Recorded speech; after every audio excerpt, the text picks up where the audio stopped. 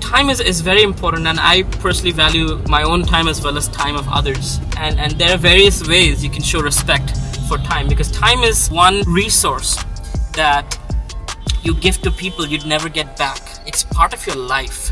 When somebody is giving that, you got to respect that, you got to honor that, and you do that by preparing ahead of time. So when I go to meet someone, I always write down on my phone the agenda of the meeting, and I ask the other person also, please do set an agenda and let me know what is it that you want to talk about. Not like hi, hello, casual stuff, but this is what we want to accomplish, the purposes of the meeting is this, and hopefully we'll come to a conclusion, or we'll follow up and continue. When it comes to being in a car or being in an airplane, there is two kinds of ways I use time. One is when I'm quiet, and that quiet time helps my brain process all the stimulus that has come in, all the planning, all the execution, decision making, and I'll again write down as I'm making those decisions. So I'll just close my eyes and lie down and just think through things, and things get done. It's called subtle work. I call it subtle work because it's mental activity. The other kind is, you have internet anywhere and you can just, write emails.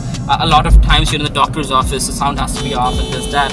And that's the time, you write down milestones, you write down, you respond to people, thoughtful things that you have a lot of time in your hand, and you think through things and you answer complicated emails,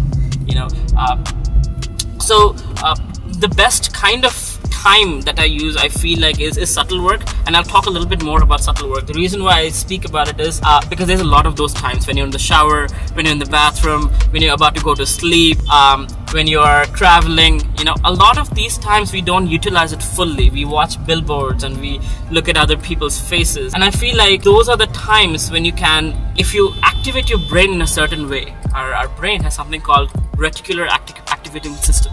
That means if you're looking for, let's say you bought a red car. Right after buying that car, you'll be seeing everywhere that brand of car everywhere. You'll notice it. That was there all the time. It's just you start noticing it, and that's because you like your car and you're wired to see that, identify that car other places. Similarly, if you're looking for opportunities, looking for inspiration, looking for ideas, looking for ways of solving problems, your reticular activating system is alive and awake, reaching out for those things. So for me, when I look at billboards, I look at color schemes, I look at fonts they use, I look at the spacing, I look at the picture, I look at how, like there was this picture of this Indian actress looking at a phone, and the phone was twisted in a certain way where even though she's very pretty, you look at her face, she's looking at the phone and the phone is turned in a certain way that you instantly notice the next thing is the phone. And that huge billboard, all they want is, it's a phone ad. They don't want to glorify that lady. They want you to look at the lady and look at the bloody phone. And what does the phone do? It's a great camera phone. Problem solved. That's great. Just a few words, a picture to grab your attention. You look at the product that you want to sell, and this is what the product does. This is how I teach myself marketing, by looking at it. So you got to know what you want out of world and all your experiences, and your brain is activated to get those impulses, process them in a certain way that most people don't. 99% of people don't, right?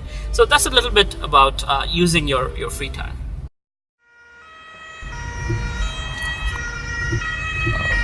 Oh, it's an empty ambulance. My God.